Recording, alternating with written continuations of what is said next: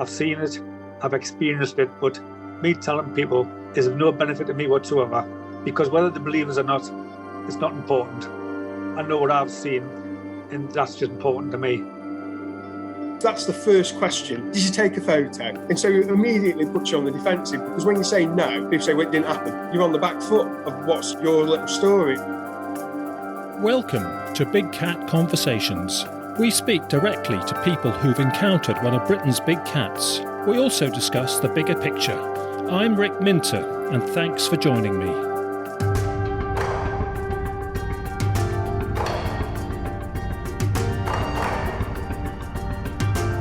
Welcome to episode 71 of Big Cat Conversations. We're coming to you around mid-March 2022 if you're listening on schedule. In this edition, we are speaking to two different people who have both watched a big cat stalking deer in southwest England, and in one case, the witness actually saw the cat take down a deer. So we'll be speaking to Amanda first, who saw that deer predation take place, and that was in December 2021 in Somerset, so 2 months ago as we record this. Then we'll be hearing from Will, who had a sighting in one of Gloucestershire's prime locations for big cats, and that was several years back. He's coming up a bit later in the show. So our first guest is Amanda from Somerset. Thanks ever so much for coming on, Amanda. So interesting to hear a person who's actually witnessed a predation event. It's very, very rare, which we'll come on to in a minute. And before this incident occurred, had you given the subject of big cats being wild in Britain's landscape any thought at all? And if you had, what was your attitude towards it? No, so I hadn't heard of them before. I hadn't seen anything on the news or anything, unfortunately. So I was kind of a bit of a surprise when I saw what I did. I honestly didn't have a clue what it was until I spoke to my partner and said what I had seen, that he told me that he thinks it was a big cat. So I rang him asking what could it be. I didn't know. That is rare, actually, for one of our guests to have no sort of background context for it. So an extra shock for you. When it occurred, you were out in the local countryside, in the local fields, weren't you? Were you walking a dog? Yeah, so I just headed out for my morning walk by myself. Because I had the dog on the lead on that day, I wasn't making any noise, whereas normally when he's off lead, you kind of call a dog, don't you, to keep them near you.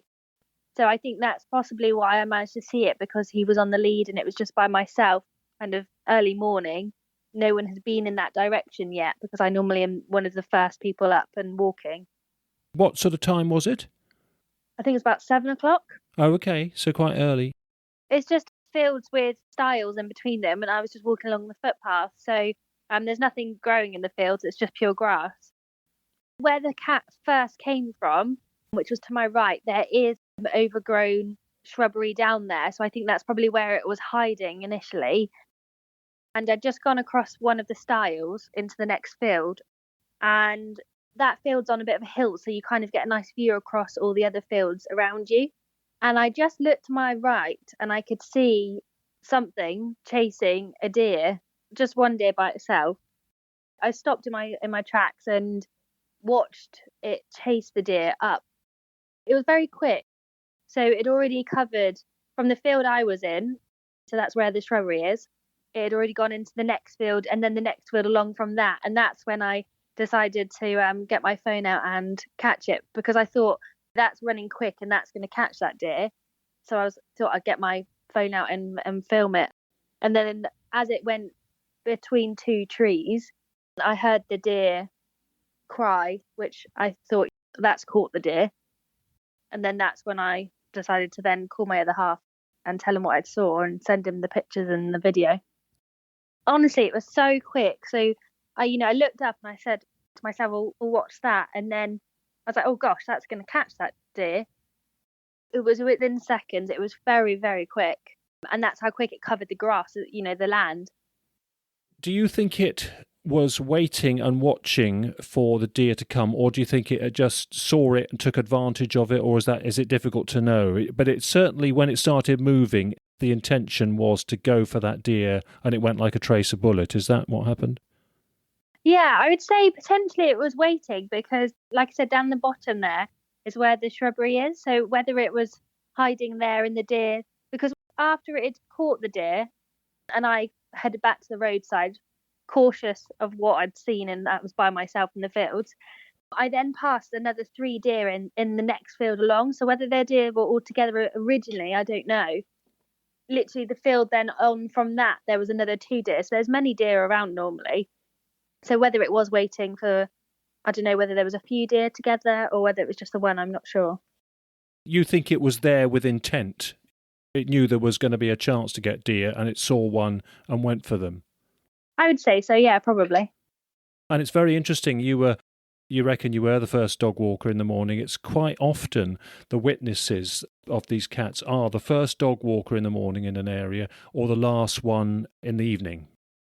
Now, what is actually unusual in what you're saying is that you are describing the cat running for a long time before it made the attack. So normally what they would do is they would get within 20 metres or so and make a very explosive spring at the prey, be in cover and then ambush it quickly and with an explosive leap and grapple to the prey. So it wasn't that, basically. It was very much a long run towards it, was it? Yeah, it was a long chase. They were both running from the start, basically, when I saw them, because I looked down to my right and I saw, but the deer was in front of the cat initially. So I just saw I just thought, oh, what's that running up that field by itself initially, because it was dark, so I could see the cat, but I couldn't see the deer. And because it was so far away, it looked quite small. So I was like, oh, what's that running up there? Thinking, okay, my dog's on the lead, that's fine. And then it wasn't until it was side on, I realised, oh, that's a deer. So what is that behind it? Because that's big, that wasn't a small dog or anything. And then it wasn't until it was in the next field, kind of parallel to myself, that I thought, gosh, that's covering some ground. And you know how quick deers run flat out, they were covering the ground quickly. How long do you think the chase was when the deer knew that it was being pursued? For what kind of distance was that? And how quickly did the cat get to the deer and catch it up? When I saw the deer, it was already in chase, so it knew it was being chased. So that was in a flight mode. It was running as quick as possible. And I guess they were running for all of a few seconds, maybe. It was quick. It was very quick. Were they going flat out? Did you really think this is business? Something's going on there that's serious? Were they absolutely full pelt? Yes, yeah. Okay. Now, I know that in your day job, you actually deal with animals and so would be experienced in knowing how they move, especially dogs and cats and things. Did you actually think that it might be a dog chasing the deer at any stage, or did you think this is not dog-like? What was your view on the candidates, even though you weren't sure till you talked it through with your other half? Well, initially I thought it was the dog because I didn't know of cats, really, the big cats. So initially when I first saw it, I thought, oh, that dog's chasing that deer. And I thought, I haven't seen any owners. And normally, because there's only one footpath in that direction, you would have seen someone. Because like I said, I was on top of the hill, so you can see a distance. And it wasn't until it was parallel to myself that I saw the size of it and thought, well, there's not many dogs that are that size and that weight. It sounds funny, but because I was such a distance, but that thick, a lurcher is quite thin. You wouldn't see much of an outline from that distance, whereas this was very thick outline, so it would have been something quite heavy and strong, but then also something agile and quick because it covered the ground so quickly and caught the deer, which was at full pelt. So it makes sense in hindsight, since, looking at how I've watched videos of how cheetahs run, how cats run, compared them, and the way that it covered the ground and was galloping makes me realise more it was a cat rather than a dog. I mean, they're clearly not cheetahs. We clearly do not have cheetahs in this country. We would see them, they'd be much more blatant because they chase their prey over open ground, and what you saw is a very rare event.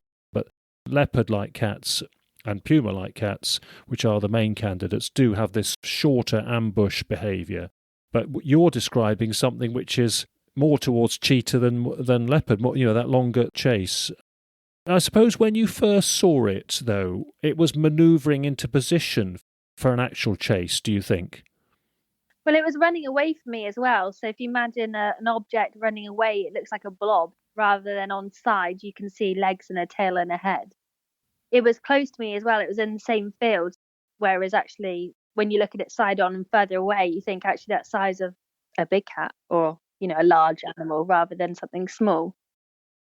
During this situation, did your dog become aware of it, or was it just too far away and it didn't see or smell anything?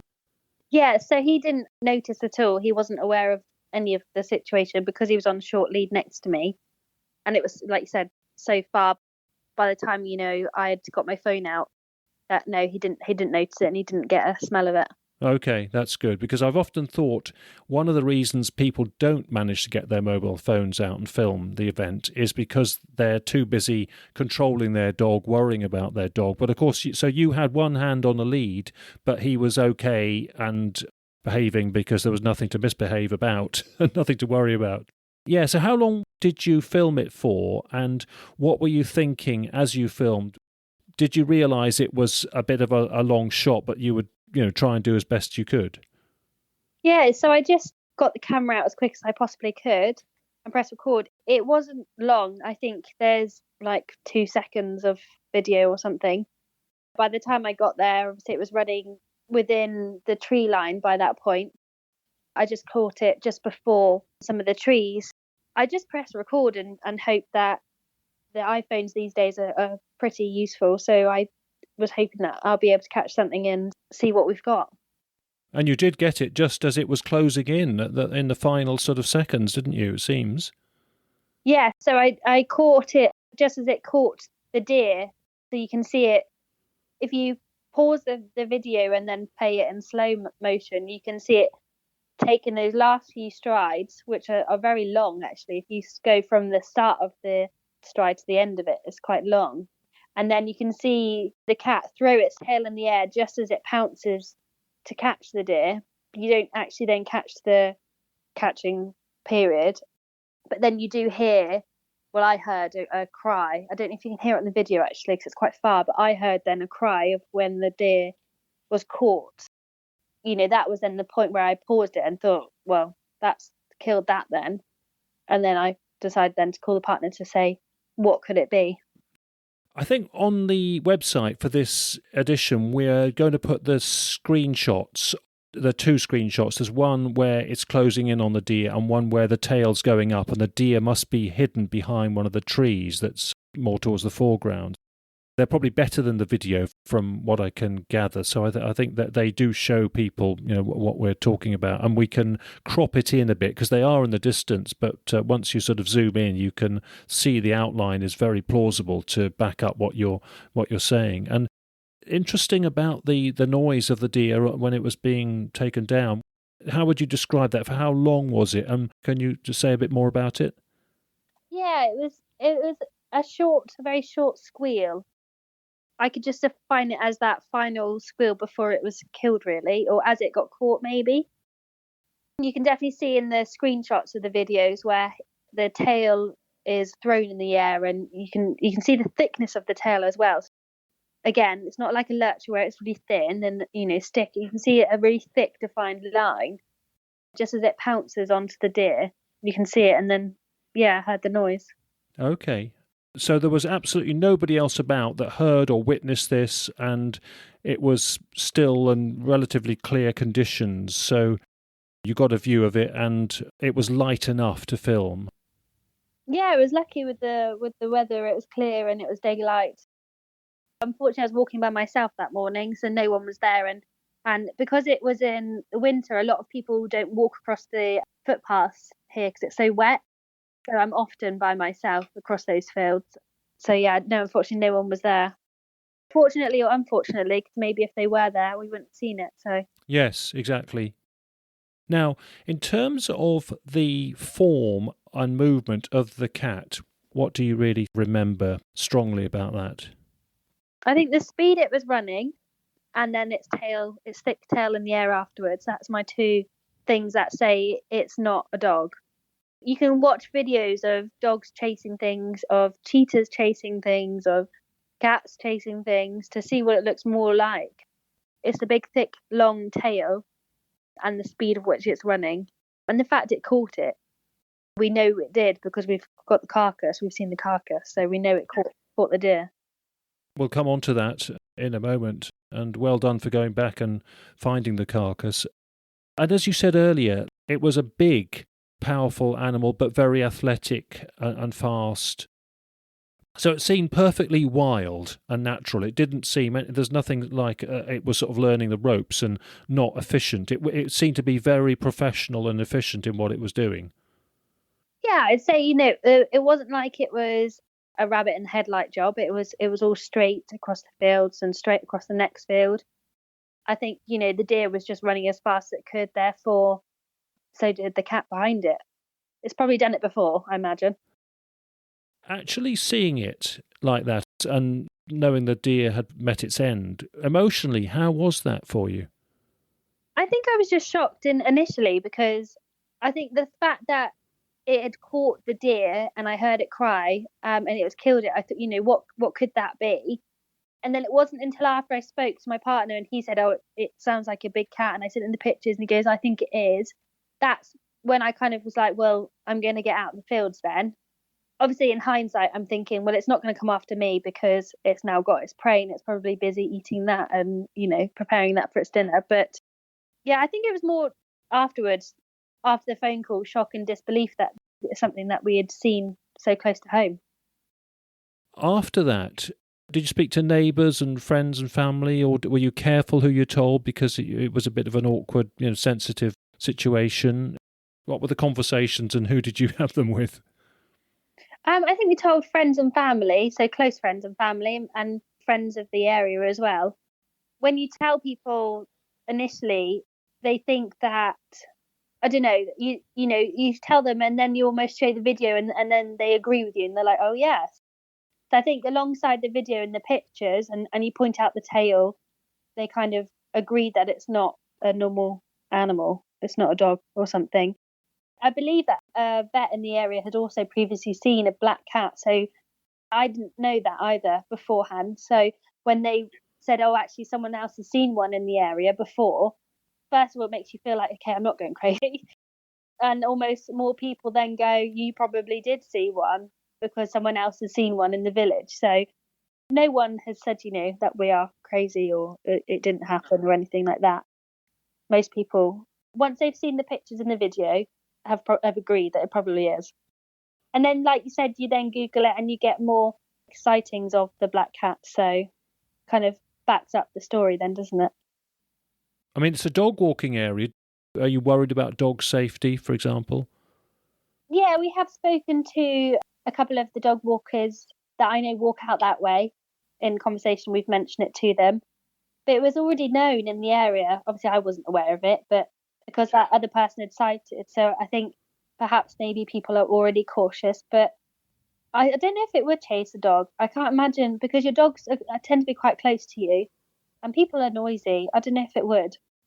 There's also potential sightings of wild boar in the area. So people are already cautious anyway of keeping their eye out in this area. So adding the wild cat to the list of be carefuls. We seem to be lucky that they seem to be leaving the dogs alone largely because I think there's so many deer and natural prey about that dogs aren't on the list. But I don't think it's something that you completely close your mind to. How's it made you personally and your partner feel about the local countryside emotionally? Do you find it more exciting or are you a bit more on edge or just a bit more alert? Has it influenced you in your outlook on the local countryside? I'm still walking the same route. Initially, I didn't walk over that way. Whether that's a coincidence in time or choice, I don't know. But I walked that same route today. So if anything, I'm definitely looking out more to see if I can see it again.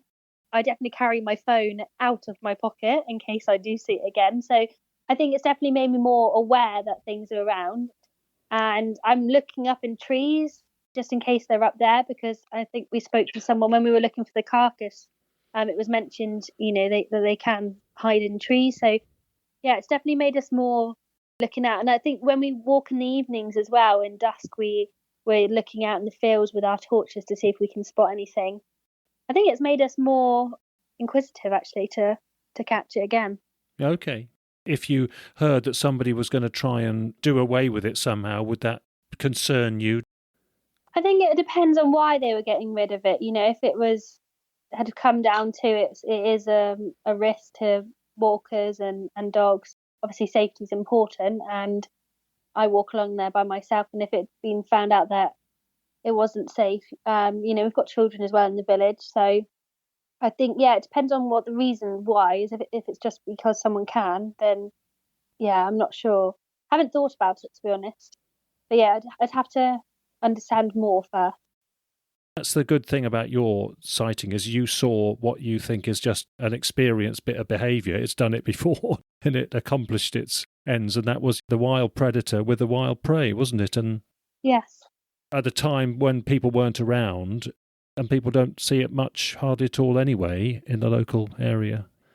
Yeah, so on to the deer carcass. So what was your thoughts about the deer carcass? Did you think we must go back and try and find if there's a dead deer around in the following days? Yes.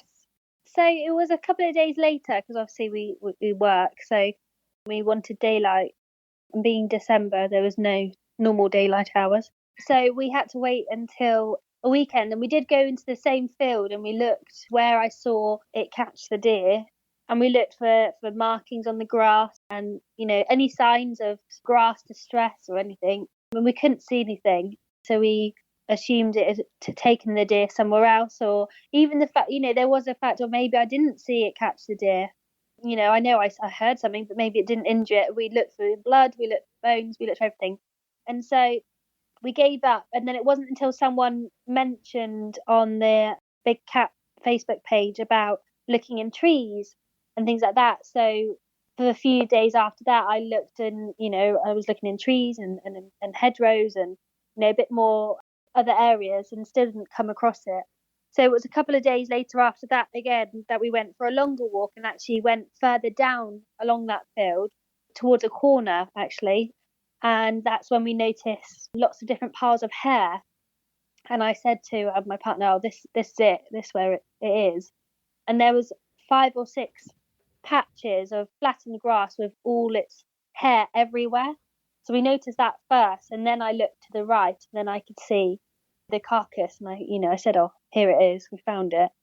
It was weird because we weren't actually looking for it that day. We were actually going out for a hike. So we were lucky to come across it. How far away was that from where you heard the squeal, where you heard it squeal? What was the distance? I'd say approximately 250 yards. It dragged it a long way.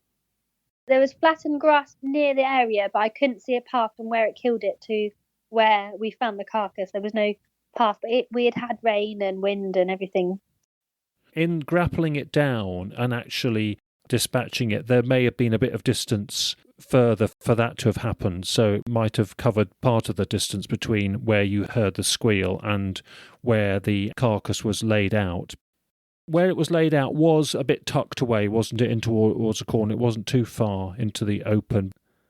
It had dragged it round to the corner. But again, this was right on a footpath, so 10 steps away from the stile. So had any dog walkers gone that area, they would have seen the carcass. And this was probably 5 days after I'd initially seen, the video of it killing it. And then it had actually shedded the skin back to the back legs as well. Some of it all in one, professionally done. Not like it had been mauled by an animal, it had been skinned by an animal. Thank you very much for providing photos of the carcass, and we'll put some of those on the website as well so people can see. And I regard that as a classic carcass situation. And as you say, the peeling of the skin, which is a good sign, it's a big tick in the box. And where you're talking about these sort of dollops of hair, what I think that is what we would call plucking. So with their incisor teeth between the canines, they pick out strands of hair before they shear in with the carnassials, and they sort of just deposit those little strands in little clusters. So do you think that's what that could have been that you're referring to? Yeah, definitely, yeah. Yeah, so that's plucking, the plucking. There normally isn't too much of that. That's normally fairly neatly done in little clusters. So you're not seeing lots of torn, shredded, scattered hair. And that was how it was, wasn't it? Yeah, so there's probably 5 different clusters of hair. And when you looked at those, they're clumps of hair. It's not random strands, if that makes sense. So it's almost like something has grabbed a clump of hair and pulled it out and spat it to the side. And yeah, no, it sounds like that. When you discovered the carcass, we were talking about coming on the podcast, and I mentioned, if you get a chance to look for tooth marks on the bones, please do so. So your partner was primed to do that. Luckily, there was a bit on the mandible, and that's been saved for the study at the Royal Agricultural University. So it's lovely that a bit can be recovered for examination, at a university in Britain that's doing follow-up work on all of this. So that was terrific that, we can make some use of it in that way. When you found it, did it help sort of reinforce it and prove the point to you? Yeah, I think, well, firstly, it was a confirmation, okay, it did kill it, it did catch it. And then I think just the way, like, it hadn't been mauled at by, as would, you imagine, like, wild dogs, they just chew everything up and go crazy. I think the fact that it had been what looked like prepared in its piles and then taken to the side as well. So the piles were kind of, if you imagine a corner, were scattered in amongst that square corner, but then where it ate the deer, it was like next to a ditch and under a hedge, so it's almost hidden slightly, as if it's going to stay there for some time. It's going to want to be protected and hidden. Everything was eaten bar the brain of the animal, of the deer. So, and it was cleanly eaten, bar like the bit of skin that was left over the back legs, which still had, they were probably skinned up to their knees, and then the hair was still on the bottom of the legs. But other than that, yeah, there was not a lot of meat or anything left over. Yeah, and it was a pretty large adult deer, wasn't it? I think it's a roe deer. It wasn't a young sort of scrawny yearling, was it? It was a full-size adult deer. Oh yeah, definitely. I would say it was a full-size adult deer. Do you think if you'd come across it on your hike and you hadn't seen the chase and seen the big cat previously, you would have been suspicious anyway and thought, gosh, this is a bit striking and a bit different? Do you think you'd have been thinking it was potentially, some big predator at large anyway, even if you hadn't seen the actual event? I think I would have, because I saw the fur as well, I would have said to my partner, whoa, what is this? And look at all this fur everywhere. And he probably would have said, listed the big animals it could be. I don't know whether it would cross my mind because I didn't know about them in the area. I think I would have been shocked to have seen it, because you never see really full deer. And if you do, it's normally because they've died and they're, wasting away on the side until they go. But I think the fact that it had been completely eaten, I would have definitely questioned what would have eaten that. Whether the wild boar would have crossed my mind first, because that's all I know that are in the area. But then I can't imagine a wild boar would catch a deer and eat it. Yeah, I mean, they're omnivores. They're not sort of strict carnivores, although they will pick at meat. It had been gorged, been clinically gorged out, hadn't it? Every bit of it is gone, yeah. I think the fact that it was 5 days later, it may well have had 2 sittings at it. I don't think it would have been able to gorge out that deer fully in one go. Classic example of where, had you got there early enough and been able to strap a trail camera to the stem of a tree or something, or a fence post to watch it, it may well have come back. They don't always come back for a second go, because they often don't need to if prey is easily available, and they're aware that it could be scavenged by foxes and things and messed up a bit. I think maybe some passing dogs might have had a pick at it. That might have contaminated a little bit, but it doesn't look like it's been scattered. I mean, when foxes get to things, they can tend to sort of mess the bones about, and bones get moved around. So I think it was still reasonably fresh, and maybe the cat had 2 meals out of it. It was right next to the footpath, so, like I said, it was possible that other dog walkers would have walked past there and seen it. It was still within its deer shape on the floor, so there wasn't anything missing or scattered anywhere. It was very tidy and neat. So, like you said, possibly two sittings to eat it all. Okay, I mean, how has this made you feel about the bigger picture? What's your take on the subject, albeit that you're inexperienced on the subject, but what do you make of it, that these big cats seem to be around and predating deer in our countryside? Yeah, it wasn't expected. I do feel quite lucky that I've seen it. I know my partner is jealous and wishes that he'd been with me. So I'm lucky that I saw it and I got a video of it. I think it's interesting to know that they're here, and I think the fact that it's still quite a rare thing means that maybe they're not causing any problems. So we've thought about putting a camera up maybe to see if we can catch something in the same areas. So it'd be nice. I think I'm more keen now actually just to see if we can re-see it and re-catch it more than anything. I would say, had you in conversation mentioned it to me before, I wouldn't have been too bothered about it. But the fact that I personally have seen the video, seen it and taken the video and looked at it closely and looked at the carcass, I'm more interested now to see, if we could maybe get a second sighting. Yeah, and film it with the trail camera. Of course, with the trail camera's got the potential to film it up close, which is good. And best to obviously be collaborating with a landowner if you don't own the land yourself. And then you've got footpaths to worry about, and those kinds of sensitivities have got to be respected. And of course. So you've got all of that to manoeuvre around.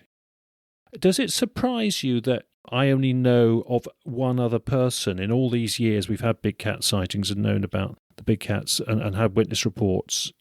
We've had plenty of people that have seen them close to deer. The witness has disturbed deer and then seen a big cat and thought, oh gosh, I was probably disturbing what the big cat was eyeing up. And we've had people see them occasionally go for deer but never catch one. In fact, there's one case I'm aware of when a lorry driver was sitting in his cab on a lay-by looking over fields and having a sandwich and just watching a deer in the long grass, and suddenly it got taken out by a panther leaping at it, and then he just saw nothing in the long grass and thought, well, there's a deer being done to death and eaten there. The long grass is covering it. That was the only one I'm aware of. That was in Warwickshire many years ago. Does it surprise you that you're the only one who've actually seen the event actually take place? I think it's more just luck in terms of the time I was out there, the location I was. There's not any animals kept out that way. It's just fields. So had I gone on my other usual walks, there's a lot of farmland and animals kept out there. So I think it's more just luck of the area. Had I had the dog off lead on that day and been calling him, then potentially I would have scared it off and not seen it. So I think it's just luck, really, that I managed to see it, really, yeah. Well done. And it's great that you were prepared to share it with us and you got some photos. I think the photos, the two screenshots, I think are very good. Yes, they're blobs in the distance, but given what you've said and given the shapes of those blobs and the fact that on the second one you can see the tail, and they are very compelling, I think, and I would encourage listeners to go on the website for episode 71 on Big Cat Conversations website and have a look at them. We'll probably put them as you took them, but we'll put cropped in versions as well, sort of zoomed in. I think probably zoom in anyway. I know your partner took many different angles of the carcass, and we'll put 2 or 3 of those up, the best ones, including the bit of toothpit. And I know that the Royal Agricultural University's student who's working on toothpit is on the case this term especially, so you'll get some feedback on that, I suspect, end of the term in Easter holidays and whatever. Fantastic. Finally, anything else you want to say that you don't think we've covered? No, I think in the picture you can see, the size of the roe deer and then the size of the cat behind it. So, yeah, I think putting those pictures up will help show the size and the tail, and I think that's the distinctive parts for me. But no, that's it really. Yeah, brilliant. Well, thank you ever so much. Please thank your other half for the photos of the carcass. I think they're very good photos. Sometimes people send in photos of the carcass and it's easy to nitpick, but, they're not at good angles and they're not all the different sort of angles you want. But, we've got plenty to choose from and they're all very helpful. So, of course, no, will do, yeah. And we're looking forward to getting the results back as well from the jaw. Yeah, I think what they will say is that the key thing on the toothpit samples is you need the triangle. They come from the pointy cusps of the back carnassial teeth, and sometimes they clamp on, they shear through carcass and especially the flesh, but they sometimes clamp on a bone, and you need all 3 of the cusps for the forensic process to confirm it's from a big cat. And So the process isn't allowed to say, yes, but the witness knows this is a big cat because they saw it happening. Yeah. That they've just got to be distanced from that and say, well, I think what they'll probably conclude, unless the microscope work finds a third pockmark, sort of tooth pit in that bone, they'll just say, this is a 2-marked bone, potentially big cat, but the process cannot prove it, but it's still ever so useful. Obviously, that sample will be isolated with a sort of note to say from a sample where the witness actually observed the carcass being predated. So it will be a special sample in the set, no doubt, anyway. Perfect. Sounds great. Great. Thank you ever so much, Amanda, for coming on the show. Really appreciate it. I'm sure listeners appreciate hearing from you and appreciate the photos on the website. Amazing. Thanks for having us.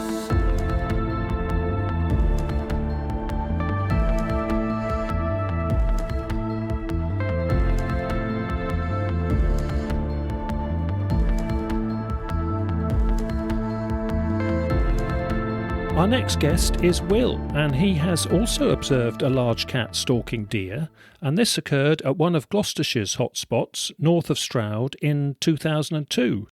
Will now lives in France, so he's on the line from there now.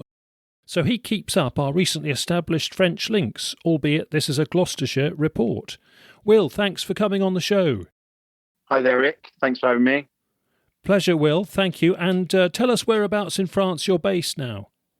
I am in Brittany, about 30 kilometres south of Rennes. Okay. Was this a bolt from the blue for you, or did you know about big cat sightings in 2002 when this happened? I'd seen various programmes on TV over the past years prior to the sighting and heard stories of, the Beast of Bodmin and things like that. I think the closest sighting I'd ever heard of to me when I was living in Stroud would have been the Forest of Dean, when there was a fair few sightings around that area, but nothing in Stroud at all, nothing. So yeah, it was a real surprise. It's something that I'd always sort of puzzled about, I wonder where it came from and how could this animal suddenly appear? Had it escaped from a zoo, or that was as far as it went for me. It was intriguing, and a mystery and very thought provoking. I remember seeing a photo of, I think it was the Beast of Bodmin claim. It's quite a well-known photo, and it's a silhouette of a cat sat up on a very small mountain top, and someone had taken the photo from down below. And I mean, you couldn't make out exactly what it was. It was obviously a cat of some sort. But I remember seeing it and thinking, that could be fake, but would it? Is it? Maybe it's not. Yeah, okay, but you didn't think that was the same one that was in the Forest of Dean, presumably? No, not at all. Not at all. Great. Okay, so back to 2002, just north of Stroud, and tell us all about what happened. I think I was 19, 20. I was attending Stroud College and had been for the past 2 years, travelling the same route from my house in Sheepscombe. I'd been to college that day and I was coming home in the summer's afternoon. It was a nice sunny afternoon and I was just cruising along, and in the distance the hill opens up and you can see the crest of the one side of the hill, and I noticed there was a huge group of deer. There is deer in Stroud. You never see that many of them. Where I lived in Sheepscombe, I saw the odd Mantiac in the garden that would be bolting through the garden, or one in the distance in a field, but never. I'm sure there must have been like 10 or 15 of these deer all grazing up in this field. I was flabbergasted to see that many deer to start off with. So I was really taking a good look at them, and as I was coming to the field that they were in, I really slowed down so I didn't scare them off, and just wanted to take in the natural beauty of the wildlife, and almost had come to a complete stop. And it was only as I was approaching the end of the field, now looking up the hill towards these deer, that I saw something in the next field directly along on that same side as the deer move in my peripheral vision. I turned my head to look at them, or look at it. I focused on the largest object in the middle and on what I thought had moved. my brain just could not fathom what I was looking at. It was an object of furry description with eyes looking straight at me, with round ears and chocolate brown. And I was just like, what is that? You know, in this long sun-kissed grass, I'm more than used to seeing a fox or a badger or a rabbit. None of those said, that is a badger. It was no more than 15 metres away from me. And I now stopped the vehicle completely. I was just looking at it. And as I'm looking at it, and the thing is looking directly at me, I'm seeing about 4 foot from this object, a big fluffy tail, like a baseball bat, fluffy, thick tail flick up out of the grass. And then it all just dropped into place. And what I was looking at was a cat, a large cat, looking over its shoulder directly at me in the long grass, creeping through as cats do on their prey, sitting on its front legs. And this is why I couldn't work out what I was seeing. The torso was all out of shape where it had turned its head to look at me, and the feet were tucked in underneath itself. I just realized that this cat was creeping up on these deer, which were just casually eating grass, completely unbeknown to them that a predator was approaching. I was just flabbergasted, and I just took it all in as much as I could. I was just looking at it. It was continually just staring at me as well. And then I thought, I've got to get some sort of witness to this. Flash the next car that comes. And sure enough, a car approached literally as I had that idea in my mind. The fact that I had stopped on this single lane road on the verge, flashing my lights, it's not normal to pass each other on these roads, car stopping and flashing to say, come on, you can come, I'm stopped. This car approached at speed and passed me at speed. I was waving frantically and flashing my lights, and he didn't see any of that. He just saw me stopped and giving way to him. And at this point he passed. I looked back at the creature, and it was now up on all fours, probably 25 metres away from me now, full pelt, and just jumped straight over this barbed wire fence, which was easily a metre tall, into the thick bush from the forest. That was the last I saw of it. Very good. Thank you very much. I didn't realise how close it was to you. Do you think, when it looked at you, do you think it was cursing you? Yeah, it was, yeah. Because you were sort of ruining its ambush tactics. Yeah, I'm sure of it. It looked angry. It was looking at me to sort of say, I'm this close. And the deer, do you think, had no idea whatsoever that there was a predator? How far away was it from the deer, do you think? I'd say it was probably a good 50 metres, maybe 60 metres away from the deer, from the first deer. And then there was a good 15 deer all bunched up together. Probably over about a 15-metre radius, they were dotted out. But yeah, I was just like, wow. Incredible sighting, and incredible you got such a good view of its vantage on them. Do you think it was pretty stationary when you came along, or do you think it was creeping, edging forward to sort of manoeuvre into position, or do you think it was just assessing the scene? I think it was completely stationary, and it was the movement that I saw was its head turned to look at me as I approached. So it was casually assessing the scene before it thought about how to manoeuvre, perhaps? Yeah, I mean, it was in the position of, you would see a normal house cat getting ready to spring into pounce mode, and it hadn't got to that spring mode yet, it hadn't got to the pounce. It was definitely eyeing them up. The division between the fields, it's not 100% a division. There was gaps.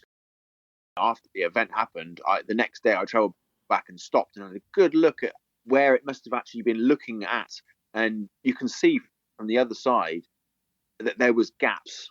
And that's exactly what it was doing. It was looking through these gaps in the tree line, the hedgerow, to go for the bolt.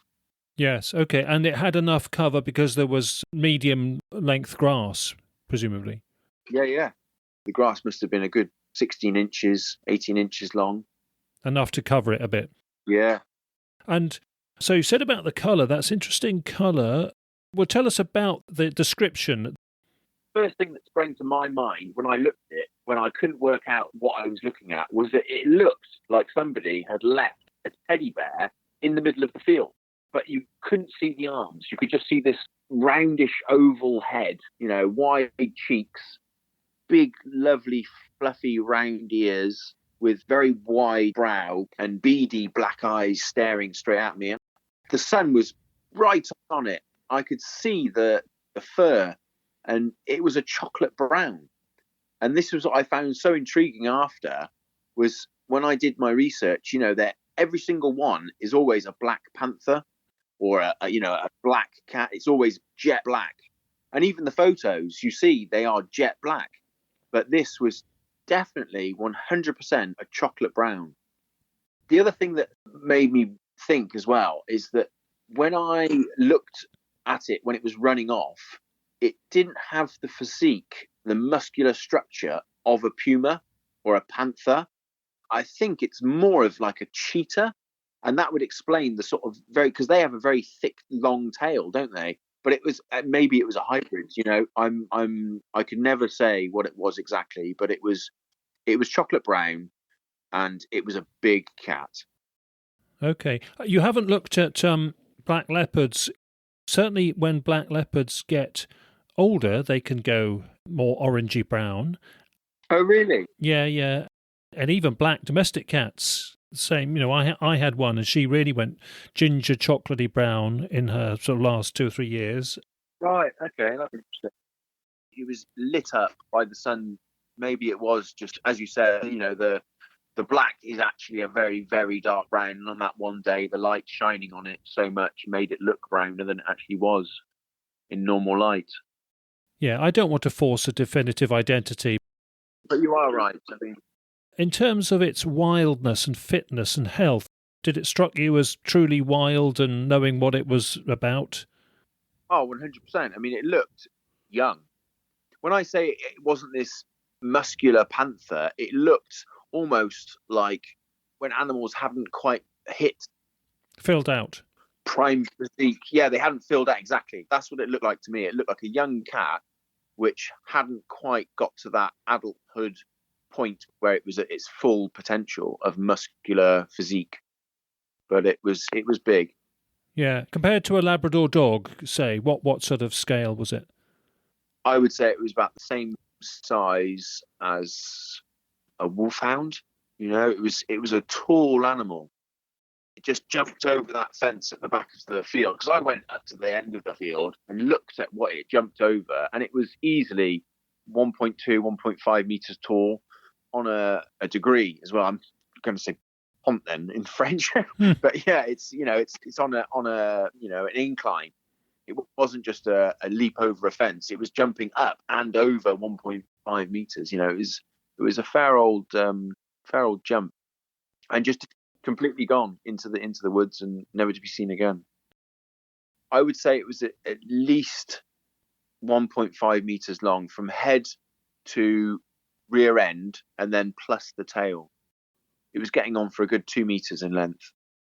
Once it broke cover like that and rushed away, were the deer aware of this, or did it do that sort of in a different direction to not disturb them? I never looked back at the deer. I never looked back at them. I was just transfixed on watching this animal run off, and then annoyed because the car hadn't seen it at all, and I couldn't wait to get home to tell everyone what I'd seen. As it was happening, what were your emotions? I mean, presumably utter shock and surprise, but beyond that. Yeah, it was just like, I felt completely blessed, to be honest. I was just like, oh my God, there's a giant cat in Stroud.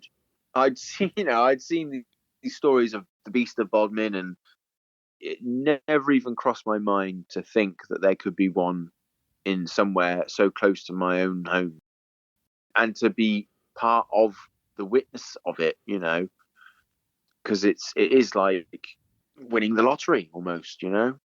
The odds of seeing that, I mean, I expect probably now they've probably gone up quite a bit, the odds, but there seems to be a lot more people sighting them, that's for sure. Or admitting their sighting.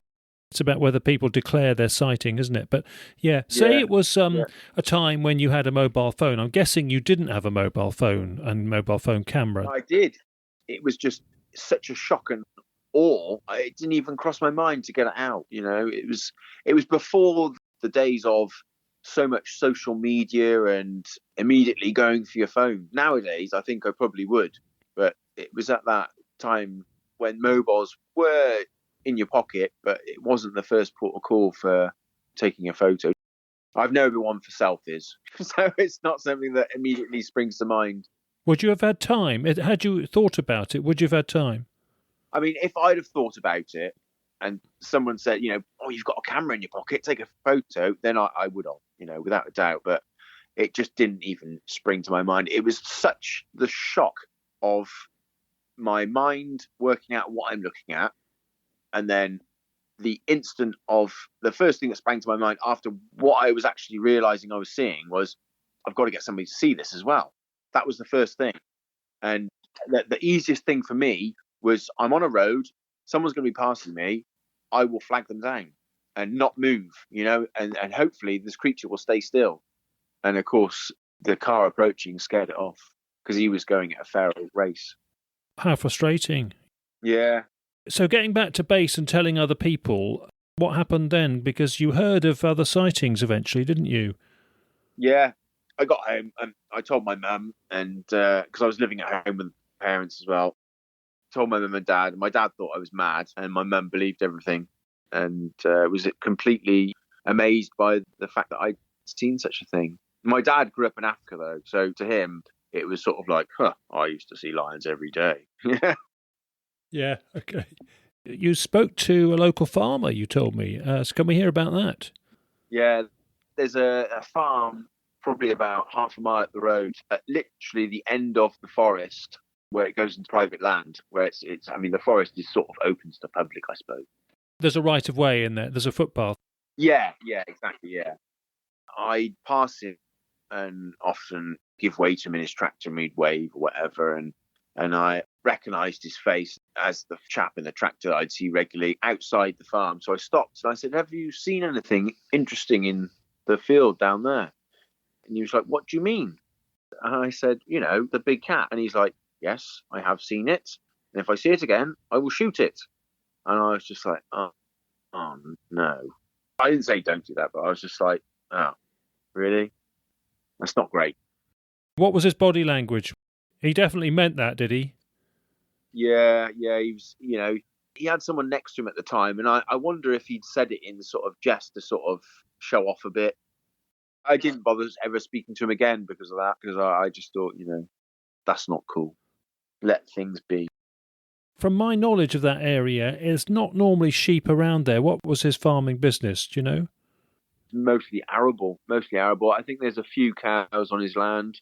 It's not going to do any harm to anything he's got, I would have thought. No. Having said that, this podcast is not about forcing views on people, each to their own. And yeah, he may feel he's in the front line of living with a predator, and it's different for him than it is for us who are a bit distanced from it. Certainly, podcast listeners are used to me hearing this, and no doubt some of them have the same experiences, that many people from the agricultural and sectors and game and similar sectors that you think would take a fairly intolerant stance on these cats actually do not. They see them as fascinating and interesting, and I think largely because they are pretty much behaving themselves and not stepping out of line or not causing too much hassle. That's really good. People are very reasonable, actually. Yeah. And think, it's the jury's out. If it doesn't cross the line, it's live and let live sort of thing. So, exactly. Yeah. What about other reports then and other people you spoke to? What other kinds of feedback in the grapevine did you hear? The first thing I did was I got on the internet and researched as much as possible about possible sightings and found Frank Humbridge details. I rang him instantly and we had a lovely chat about the subject and reported the sighting, and he was a font of knowledge on the subject. He was aware of various sightings in the Stroud area. I told my friends at college and I told my tutor who lived in the area, and he claimed he'd seen it as well, walking through the field. He was doing some work in his tractor or something and he could see it from a distance far away. He'd lived in the area all his life, so he was a very well-known and knowledgeable chap of the area. And he completely agreed. No, they are here, and or it is here, and I have seen it. Never went into detail with him though. He was meant to be teaching me carpentry. Lift the taboo. It can help, can't it? Yeah. Since you came onto Facebook recently in Britain and mentioned the sighting, it allowed me and another guy in Stroud, Chris, who's a very good local investigator, to get in touch with you and tell you about others. Yes. Right close to yours, probably several years later. And I'm actually going to read one out. I've looked one out, which is the one I followed up. I know Frank's had a couple more. I remember one time Frank actually phoned me straight after getting the report from the guy, and that was one where the guy saw it stalking deer along that road as well. Yeah. I know Chris, who you've been in touch with, followed one up. Yeah. So this one was in, I'm going to read it out because this email came to me indirectly. So unfortunately, I was never able to get back in touch with this lady, but I did follow it up as soon as I could the weekend after getting the report. And I went to the location, and it's entirely, as she said, the road layout and the fields and the field gate. And I think it's very close to yours. It's the same field or the next field from yours. And this was in 2013. So what? 11 years later, and this was in August, and it was 5:45 in the morning. So this happens quite regularly. This is the first dog walker of the morning, perhaps, and first dog walker, last dog walker of the day. Those kinds of people tend to get sightings because they're out the right kinds of time. So here we go. I'll read it out. Hello, my name is Maria, and I live in Stroud. I came into contact with what I'm certain was a panther this morning on a country road. I was walking with my two dogs, a Rottweiler and a Bulldog, along this road, and they both dropped to the ground and froze. Approximately 10 metres in front of us, coming from the woods next to the lane, was a black panther. It was a glossy black in colour and was very large, about 6 to 7 feet long, including the tail, which was like a long, thick baseball bat with a slight curve at the tip. Its head was huge and wide and had very curved rounded ears, and not the pointed type you see on house cats. It stopped and looked at us for a matter of a second or two, then turned and ran across an open field and into some more woodland to the right. I wasn't scared or fearful at seeing this animal at all. I'd heard tales of people seeing these animals in the area and always thought them as a bit crazy. I didn't report it to the police as I didn't think they would believe me, and I don't want to cause anyone to become scared. I hope this is the right thing to do. Many thanks, Maria. Maria, if you happen to be listening, and I doubt you are, it'd be great to speak to you. I think that ticked a lot of boxes, didn't it? Very plausible. Yeah. The dog's reaction, those two types of dogs dropping to the ground. Yeah, that's right. I think I was telling you on emails, Will, that when I followed that one up, that location right on the corner of the side road, hitting the main lane. I know exactly the road because it is literally the only one road which joins at a right angle to the road which I was travelling along. And there's a property there at the time. There was a property there with about 2 acres of grounds, including a nice spinney of woodland and broken down Cotswold stone walls where animals were just running through. There was mammal trails just going into the wood from that property. And that property, I'd noticed, had been for sale for over a year. It was a right pile of a place. Any animal in there would have been completely undisturbed. So it may have been coming straight out of there onto that side road and then onto that lane. At that time of day, there would have been very little traffic on that lane. It is a back lane. It gets busy at some times of the day, but for long parts of the time, it would be perfect for a big cat to walk along and not be disturbed at night at all. Quite easily, yeah. Yeah, so that could have been a relative of yours or yours when it was later stage of life. If their age is up to sort of 15 years, which is about right for the ones living in the wild. Must be, again, reassuring that you've heard of several more now that you got back in touch with the Gloucestershire contingent. It's really nice. And the first couple of people you tell, and they're like, yeah, all right, what's next? You're going to see a UFO. And it just makes you feel, what's the point in even telling people if that's the reaction? You sort of forget about it a bit, but it's always in the back of your mind. You just feel a bit of a burk telling people it, and you can almost see, their eyes roll like, yeah, okay, whatever. But no, it's really nice. It's really nice to hear that other people have cited it. They continue to cite it. Yeah, it just shows you it was worth you sending that message to Facebook, wasn't it? What prompted you to send it onto Facebook all those years later? Recently, I'd seen on Facebook various posts of Gloucestershire news. Gloucestershire Live. Gloucestershire Live, yeah. And I'd read through the comments. It sort of gets my back up when they say, oh, there's never, ever such, it never exists. It's a load of rubbish. And I always love to chime in and say, actually, hang on a minute. I've seen one and I know what I saw. It was not a house cat, 100%. And I, go on the little rant. I don't know. It's part of me which I feel I'm compelled to tell when I hear people say, oh, rubbish. And giving Frank Tunbridge a lot of stick. Yeah. Well, there we are. I mean, Frank knows that's an occupational hazard, that you're going to get grenades thrown at you. But I mean, one of the reasons that he gets the reports back into the papers, if the informant wants that to happen, is because reports build on reports.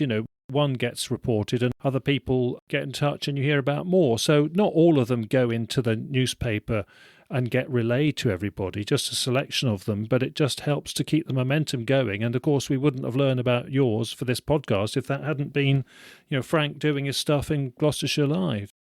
And of course, one of the reactions is, oh, these people are gullible fools. They'll believe any old thing, any old rubbish. And that's what you have to put up with. And but also, we do get a lot of positive feedback. Frank, I know, meet lots of people who say, I love looking forward to the pieces in the local newspaper, always make sure I read those reports of the local big cat sightings. So lots of people, enjoy them and like to be informed of it. So you have to put up with the spoilers. No, it's sort of nature of the beast, I suppose, if you pardon the pun. Yeah, and so you're in France now, but you're not hearing about many reports in France, but we've, covered a couple of reports on the podcast. But, it's the difficulty of knowing in a situation like France whether it is the odd one that's been let loose or there's been a tiny amount of breeding but not a viable population, which, may be the case. But it doesn't seem to be like in Britain, does it? I think it's so vast here. It is literally so vast, and the amount of deer, they could quite happily live completely unnoticed. The only thing I will say is there's a huge amount of hunters here. Even more so than Britain. Yeah, and it's a regular weekly occurrence here. The chasse, it's you hear the horn going and their dogs, and they go out in droves. I think it's a Wednesday and a Sunday they do it. You often hear them. My partner read a report that just recently Walker was shot dead by these chasse by accident. And then we looked it up, and since 2000, 438 people have been shot dead by accident, unfortunately. Yes, I noticed that recent report in the British media that got reported, yeah. Awful. Yes, just out on a hike, on a weekend walk. The actual person who fired the gun was very young. Really? Yeah. Oh, dreadful business, yeah. Also, do you think that in France, like in Britain, if anybody saw a big cat, they'd probably keep quiet because they'd fear ridicule? It would seem a bit weird, and so a lot of people wouldn't let on, perhaps? Yeah, I probably think they would. What, keep quiet? They're quite withdrawn. I'm not tiring them all, but I work with the French every day and have very good friendships with them, and I've told them my story. They sort of raised an eyebrow themselves. So, I don't think they would, to be fair. And, Spain and Italy as well had those reports. And, of course, it's quite conceivable that people have got exotic pets, just like they have in Britain. And amongst those exotic pets, there would be, black leopards and similar types of cats and American mountain lions. So, no, definitely. And just the final question we always say to people is, what's your emotional attitude, really, to the possibility of big cats naturalising in Britain? What's your view on that? It's something that I'd love to see, There's so much deer, that's in considering, that's what they're going to mainly go for. It would be a great thing to add to the British wildlife. And anything else you'd like to say before we close off? But it's all been ever so helpful. Thank you very much indeed. Thank you for having me. Well, keep in touch, on the France or British perspective. No, I will. Take care. All the best. Thank you. All the best to you too.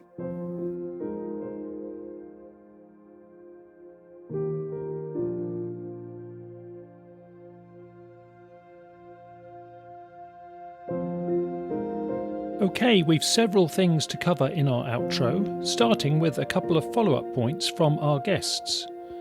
First of all, when you see the screenshot photos of the deer chase on the website, the distance away is thought to be around 250 metres. Amanda and her partner paced it out, and that's their estimate. So a fair old distance, and that's why both the original screenshot and the cropped in and zoomed versions of those photos are useful. Judge for yourselves anyway. Second, in terms of the chocolate brown colour of Will's reported cat, after the recording I invited Will to take a close look at different shades of melanistic leopards from photos on the web. He got back saying he'd taken a fresh look at more of those photos, and he now feels his cat was most likely a melanistic leopard in its more brown colour phase. So of course that isn't conclusive, but it's good that Will feels he's resolved that a bit more. So, on to our words of the week. Well, we've been discussing big cats stalking and pursuing deer. And a key question is, are the deer in parts of Britain where we have big cats reported naive to a big predator, or are they alert to the presence of big cats? And if so, does this influence them in any way? This introduces the term from ecology, which is landscape of fear, and it's also sometimes called the ecology of fear. It relates to the state of prey animals when they are on edge because of the influence of a predator on their movements.